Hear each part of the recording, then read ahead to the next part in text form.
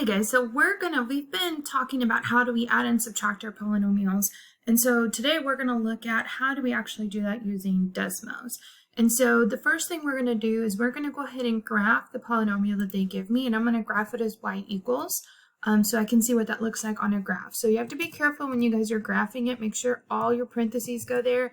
So I have 2a squared minus 5, close parentheses, plus 3a squared, and then minus 6a plus 3, and I do want to put those in parentheses. So again, you just want to be careful that that first one is going to be kind of a pain in the butt to type, but there it is, right? So there's this whole thing, and then all I'm going to do is I'm just going to graph my answer choices to see which one essentially overlaps it, right? Because we're looking for the same polynomial. So 5a squared minus 6a minus 2.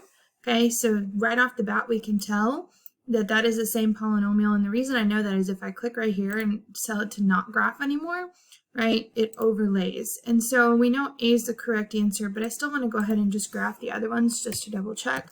So y equals 5a squared minus 3a minus 3. So you can tell it's close. Again, not exactly the same, right? So, and you can go through and you're just trying to find the one that overlays your original one.